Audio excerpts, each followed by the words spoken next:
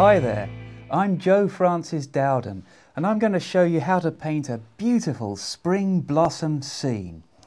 Now we'll be using masking fluid to do this in a very special way because it's an art material in its own right, and used in the right way you can get exactly the right texture for blossom.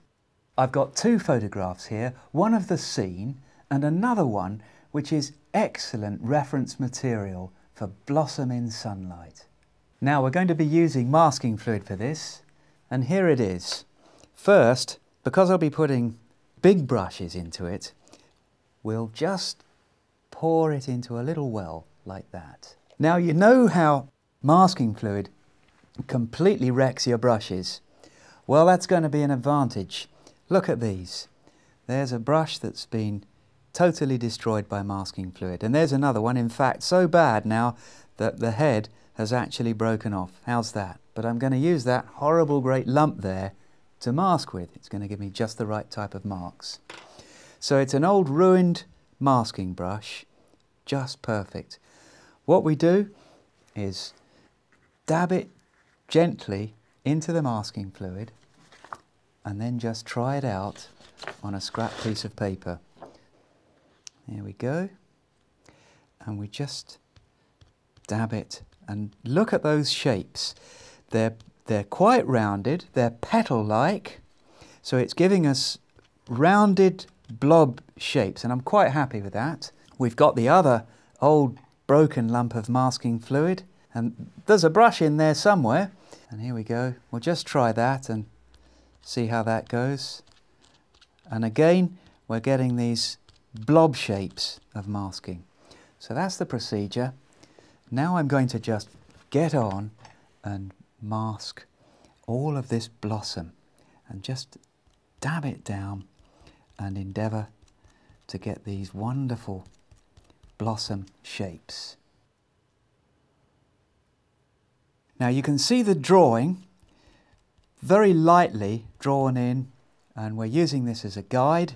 I can see these lines here are branches, and also if I can just show you, there's a horizon line.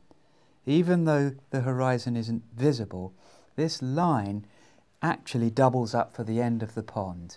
The real horizon is a little bit above it, but not much. There's not much in it.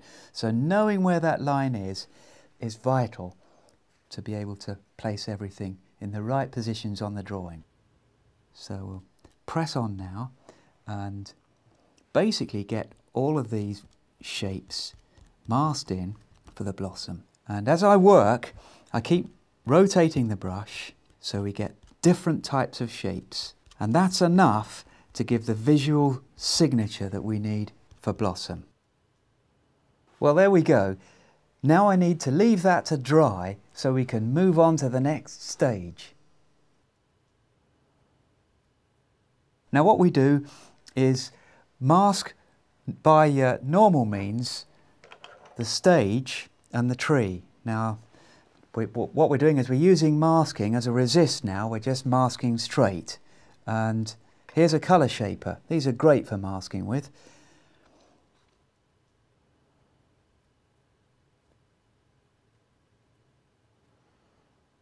Now for detail I like to use a dip pen. There's one more little thing we can do, and that is to use a toothbrush. There's a toothbrush, and that's an ideal instrument for masking. I'll show you what to do with it. Dip it in the masking fluid like this. Bang off the excess, get the right shapes, and now we're going to go all over the blossom, gently banging it down and getting this fine mist of little dots which will simply add to the texture. Let's just finish off the masking of the tree and then we'll be done. And there we are. Our masking now is virtually complete. We just need to let it dry. Well, there we go. We've got the bones of the texture now for all of this blossom, and we've done it with this rough and ready masking technique. The next is to put a couple of colours on, but we don't put them on at the same time. We put a light colour on and then we mask again using the same technique, not so much this time, and then the darker colour goes on. What does that do? It makes it three-dimensional. and at the end of it we put the darks on. But that's not this stage.